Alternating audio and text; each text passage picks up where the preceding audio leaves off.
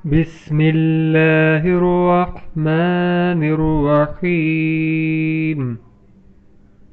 Assalamu alaikum wa rahmatullahi wa barakatuh. My dear friends, as we were in the lesson 6, we have completed till the page number 35 of book 1 Madina book series. This is page number 36. In this page, many images, approximately 20 images have been given in, and a question has been asked. Question is ma haza, what is this? And by looking those pictures, we have to write the names of those. First image is of pen, so we have to write it in Arabic. Haza qalamun. Qalam is masculine, muzakkar, hence haza has been used. Here haza is mubtada, ismul ishara lil qarib lil muzakkar, and qalamun is khabar. As mubtada is always marfu', haza will be treated as marfu', and qalamun is marfu' because it has tanween sign. Marfu always have single dhamma or tanween bil dhamma. Next, the translation for the first sentence is this is a pen. We come to the next sentence, hazihi mil'aqatun.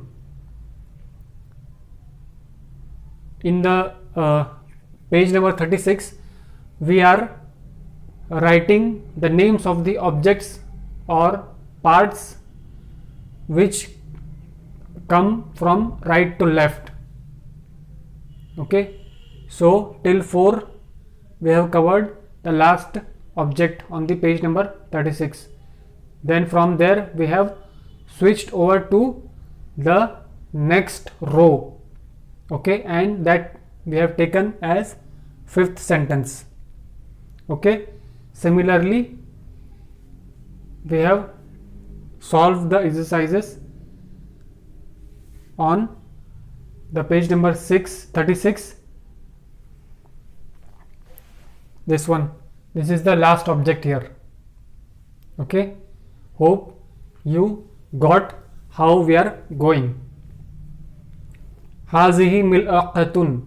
Hazihi ismul ishara lil qarib lil mu'annath, because mil'aqatun, this is mu'annath, tamar buta sign is present here. So mubtada and khabar both are in marfu' state. The translation for this sentence is this is a spoon. Come to the next, haza kitabun. As all the sentences have either haza or hazihi at the starting, hence those will be mubtada, and the names of the object which come after haza or hazihi will be treated as khabar. Hence we are from now onwards till the example or exercise number 20, we won't repeat the same thing. Okay, now we will just read the sentence and tell its translation. Okay, haza kitabun. This is a book. Haza qamisun. This is a shirt. See, there is no tamar buta sign, hence haza has been used. Haza baitun, 5th one in the second row. Okay, just below the pen there is an image of house, hence haza baytun, this is a house. Hazihi sa'atun, this is a watch. Now see, sa'atun has ta marbuta, hence this noun is treated as feminine and hence hazihi has been used. Hazihi ismul ishara lil qarib lil muannath. Similarly, example number 7, hazihi sayyaratun, the image of car has been given there. Hazihi sayyaratun, this is a car. See, ta marbuta, hence hazihi has been used. Next, haza babun, this is a door. Hazihi rijlun, a pair of legs have been given there and we have to say what is the name of that part of the body.